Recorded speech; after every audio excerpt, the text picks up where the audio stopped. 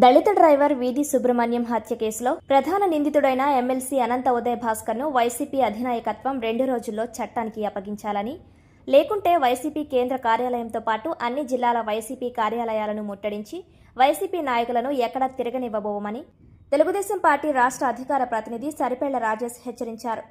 కాకినాడలో కాస్మోపాలిటన్ క్లబ్లో ఏర్పాటు చేసిన మీడియా సమావేశంలో ఆయన మాట్లాడుతూ వైఎస్ జగన్మోహన్ రెడ్డి తీరుపై తీవ్ర స్థాయిలో విరుచుకుపడ్డారు. గత 5 ఏళ్లలో జగన్మోహన్ రెడ్డి దళితుల రక్తం పీల్చుకు తాగారని మండిపడ్డారు. ఎన్నికల సమయంలో ఓట్ల కోసం దళితులు కావాలి కానీ తమ ప్రాణాలు తీసిన హంతకులకు మాత్రం రెడ్ కార్పెట్ వేస్తున్నారని దుయ్యబట్టారు. దళిత డ్రైవర్ సుబ్రహ్మణ్యాన్ని దారుణంగా కొట్టి చంపి మృతదేహాన్ని డోర్ డెలివరీ చేసిన అనంతబాబుతో జగన్ చెట్టాపట్టాలు వేసుకుని తన ప్యాలెస్లో దాచిపెట్టడం అత్యంత దారుణమన్నారు. దళితుడిని దారుణంగా హత్య చేసిన హంతకులకు ఒక మాజీ ఎమ్మెల్యే అండగా నిలవడం, వారిని రక్షించేందుకు వత్తాసు పలకడం ఆయన దళిత వ్యతిరేక విధానాలకు అద్దం పడుతుందని మండిపడ్డారు. ఈ సమావేశంలో రాష్ట్ర Mala corporation director Kollabattala Apparao, TDP Kakinada city SC cell అధ్యక్షుడు అంబటి చిన్న, నాయకులు పలివెల రవి, అనంతకుమార్, దూళ్ల సత్యనారాయణ, కాదా నాగేశ్వరరావు, పోలిపల్లి జగన్, పెదపూడి కుమార్, కృష్ణ తదితరులు పాల్గొన్నారు. వార్త హల్చల్ చేస్తుంది. ఈ రోజున అనంతబాబుని మీరు పట్టుకోలేరు, ఎందుకంటే అనంతబాబు మా జగనన్న ఇంట్లోనే ఉన్నాడు అని వైసీపీ కార్యకర్తలు దళితుల్ని రెచ్చగొడుతూ పెట్టిన ఒక మెసేజ్ ఒకటి హల్చల్ చేస్తుంది. దాని ప్రకారం ఎమ్మెల్సీ అనంతబాబుని దాచిపెడుతున్నది, ఆయనకి ఆశ్రయం ఇస్తున్నది గౌరవ మాజీ ముఖ్యమంత్రి వర్యులు, ప్రస్తుత పులివెందుల ఎమ్మెల్యే గారైన జగన్మోహన్ రెడ్డి గారు అనేది ఈ రోజున ఆంధ్రప్రదేశ్లో ఉన్న ప్రతి దళిత కాలనీలో వైరల్ అవుతున్న వార్త. అయితే జగన్మోహన్ రెడ్డి గారికి ఇల్లు అంటే మనందరికీ ఒకటే ఇల్లు ఉంటుంది మరి, కానీ ఆయనకి కొన్ని ప్యాలెస్లు ఉన్నాయి. అదే లోటస్ పాండ్లో ఈ అనంతబాబు గారిని దాచారా, తాడేపల్లి ప్యాలెస్లో ఈయన్ని దాచారా, కడప ప్యాలెస్లో దాచారా, లేదా పులివెందుల ప్యాలెస్లో దాచారా? దయచేసి జగన్మోహన్ రెడ్డి గారికి మేము ఇచ్చే రిక్వెస్ట్ లాంటి హెచ్చరిక ఏంటంటే, మర్యాదగా ఒక 2 రోజుల్లో నేరం చేసిన వ్యక్తిని, అనంతబాబు అనే ఆయన్ని చట్టానికి అప్పగించండి. మీరు ఆయన కనుక చట్టానికి అప్పగించకపోతే మేము 2 రోజుల కన్నా ఎక్కువ సహించలేం. ఖచ్చితంగా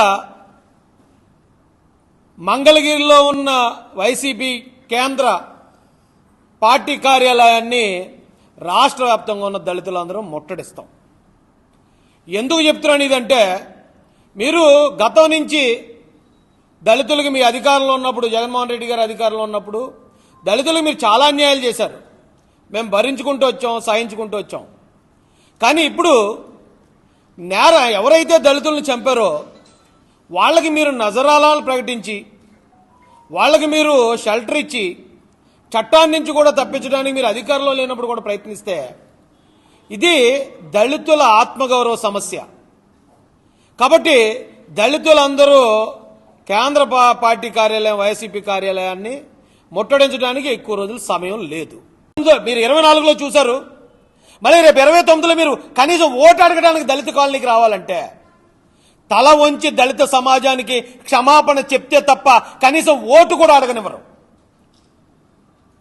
ఎలాంటి పనులు చేసుకొస్తున్నారో మీరు ఒకసారి ఆలోచించుకోండి. నేను వైసీపీలో ఉన్న వాళ్ళందరినీ మేమేమంటలేదే. ఎవరైతే మా మీద దాడులు చేశారో చట్టపరంగా వాళ్ళు శిక్షించండి అయ్యా బాబు అంటే నేరస్తులను ఎందుకు కొమ్ము కాస్తున్నారు? ఎందుకు నేరస్తులు అంటే జగన్మోహన్ రెడ్డి గారికి అంత ప్రేమ ఎందుకు? అవినాష్ రెడ్డి గారు మర్డర్ చేశారని సిబిఐ చెప్తే లేదు ఆయన నా కన్నుతో సమానం అని ఎందుకు సమర్థించాలి?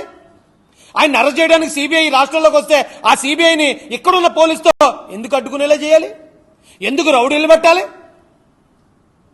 మీరు ఎలా చేస్తున్నందుకు మీరు రాజకీయం చేయట్లేదు, ఫ్యాక్షనిజం చేస్తున్నారని జనాలు మిమ్మల్ని ఇంట్లో కూర్చోబెట్టారు. ఈరోజు ఇప్పుడు కూడా మీరు తెలుసుకోకుండా ఇంకా మీరు నేరస్తులను వెనకేసుకొచ్చి ఆయన దాచిపెడతా ఉంటే, ఇది ఒక్క సుబ్రహ్మణ్యం కోసం మాట్లాడలేదండి. నేను ఒక తండ్రికి 10 మంది కొడుకులుండి ఆ 10 మందిలో ఒకడు దొంగగా మారితే అది ఆ తండ్రి తప్పు కాదు, ఉన్న 9 మంది మంచోళ్ళుగా పెంచాడని. 10 మంది దొంగలైతే ఖచ్చితంగా తండ్రిదే తప్పు, కొడుకులది కాదు. ఈ రోజున ఆ వైసీపీ హయాంలో దళితుల మీద అన్ని దాడులు జరగడానికి కారణం దాడి చేసిన వాళ్ళది మాత్రమే కాదు, జగన్మోహన్ రెడ్డి గారు కూడా బాధ్యత. డాక్టర్ సుధాకర్ గారి మీద దాడి జరిగినప్పుడే అప్పుడే జగన్మోహన్ రెడ్డి అడ్డుకుని అప్పుడు దానికి కారణమైన వాళ్ళు శిక్షించుంటే